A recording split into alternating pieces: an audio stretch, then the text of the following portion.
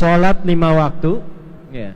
5 waktu kalau ditunaikan dengan baik dan benar, maka akan membawa 5 keutamaan. Makanya kenapa 5 waktu, tempatnya, waktunya berbeda, setiap pergantian waktu dalam sehari. Subuh, siang, sore, menjelang malam, sampai malam sebelum tidur. Kenapa sampai 5 waktu? Apa hikmah manfaatnya? Kalau benar dilakukan sholatnya, kita akan dianugerahi 5 keutamaan yang tidak diberikan pada orang yang tidak sholat. Kalau ingin Isra dan Mi'rajnya sempurna, maka oleh-oleh yang dibawa oleh Nabi dalam peristiwa Isra Mi'raj, itulah bekal Isra Mi'raj yang sesungguhnya, yaitu sholat.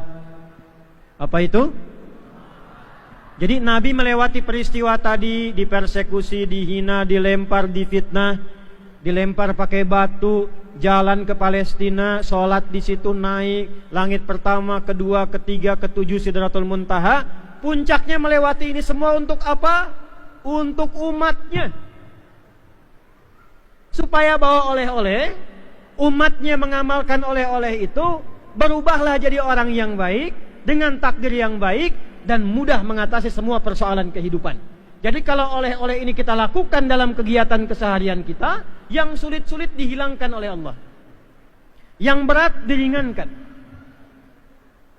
karir dinaikkan dengan cepat, yang kurang baik diperbaiki. Oleh-oleh apa itu? Sholat.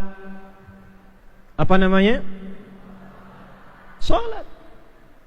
Jadi pejabat sampai jadi gubernur, sukses kelihatan karirnya, tapi tidak sholat, belum baik menurut Allah. Punya harta, rumah megah, kendaraan melimpah, tidak sholat, belum baik menurut Allah. Maka karunia Allah diberikan. Muhammad tunjukkan sallallahu alaihi wasallam sholat 5 waktu. Berapa waktu? Berapa waktu? Bu, 5 ini kalau ditunaikan sama pahalanya dengan 50. Umat Nabi Musa salatnya 50 kali sehari. Kita ketika diberikan 5, Allah sampaikan 1 kali salat nilainya 10.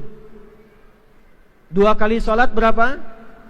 3 kali salat, 5 kali salat 50. 5 kali kita salat dalam sehari, itu pahalanya sama dengan 50 kali kita menunaikan sholat.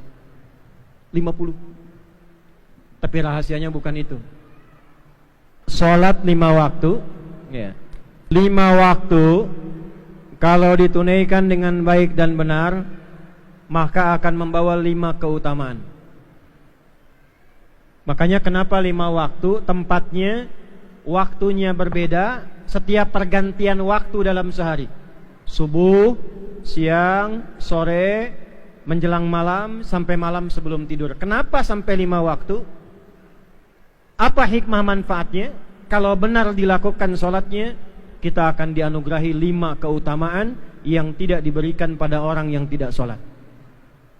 1. Orang yang sholatnya benar, mengamalkan hadiah Isra Mi'raj dengan benar ini, akan dianugerahi oleh Allah ketenangan dalam hatinya untuk menghadapi semua persoalan dalam hidupnya. Dalilnya Quran surah 13 ayat 28, ditafsir di Quran surah 20 di ayat ke-14. Ala bidzikrillahi tatma'innul qulub. Ala harful ikhbari wat taukid, huruf memberi informasi dan penguat.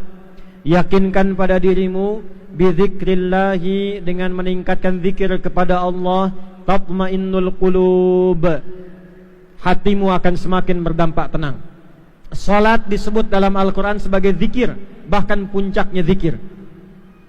Quran surah ke-20 Taha ayat ke-14, innani anallahu la ilaha illa ana fa'budni wa aqimis salata li dzikri.